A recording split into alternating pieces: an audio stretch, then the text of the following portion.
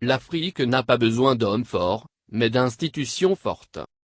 Des institutions solides et fiables constituent un socle pour la démocratie.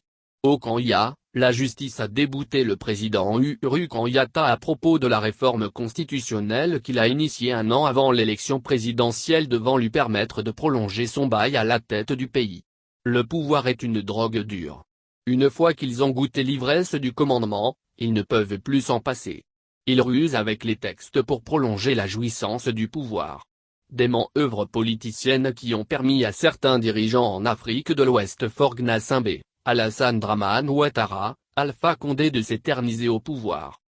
Mais au Kenya, la justice a contrecarré les ambitions du président Uhuru Kenyatta. Il va devoir vider le plancher au terme de ses 2 mandats autorisés par la Constitution. Vendredi, la Cour d'appel a confirmé l'illégalité du processus de révision constitutionnelle lancé par le président Kenyan. Cette réforme, baptisée Building Bridge Initiative B, vise à modifier la Constitution de 2010, qui a instauré un régime présidentiel, pour créer notamment un poste de Premier ministre, 2 de vice-premier ministre et 1 de chef de l'opposition et augmenter le nombre de sièges au Parlement. Pour le promoteur, cette réforme doit permettre d'atténuer le système actuel du vainqueur rafle tout, cause des conflits post-électoraux qui ont jalonné l'histoire du pays. Cet avis n'est pas partagé par de nombreux Kenyans qui y voient des manœuvres à la Poutine et Medvedev, c'est-à-dire passer la main tout en ayant l'assurance de garder le pouvoir à travers le poste de Premier ministre.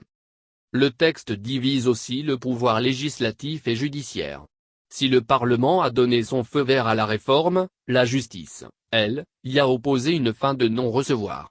Le président de la Cour d'appel, Daniel Muzinga a estimé que le président Uhuru Kenyatta n'a pas le pouvoir d'initier des modifications de la Constitution, un amendement constitutionnel ne peut être initié que par le Parlement ou par initiative populaire. Le Kenya a toujours brillé par la solidité de ses institutions, ce qui n'est pas le cas de plusieurs pays africains où les institutions sont inféodées au régime en place. Déjà en 2017, la Cour suprême kenyane avait suscité l'admiration du continent et du reste du monde, suite à sa décision historique d'invalider l'élection présidentielle et la victoire de Uhuru Kenyatta pour fraude électorale. Au Togo par exemple, les institutions censées contrôler le pouvoir en font plutôt partie intégrante. Elles sont toutes assujetties au régime. Résultante, elles ne disent jamais le droit. À leur tête ne se trouve pas de corps de serviteurs exemplaires, mais de zélés militants dévoués corps et âme à la dictature. L'Assemblée nationale, composée de 100% des députés du parti au pouvoir et de ses alliés, s'est transformée en une chambre d'enregistrement et de propagande qui chante et applaudit le nom du président de la République.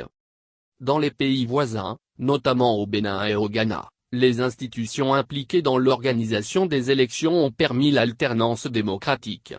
Dans notre pays par contre, ce sont ces institutions, chefs d'orchestre des fraudes électorales massives, qui renforcent la tyrannie. Il est vain d'espérer dans ces conditions un quelconque changement.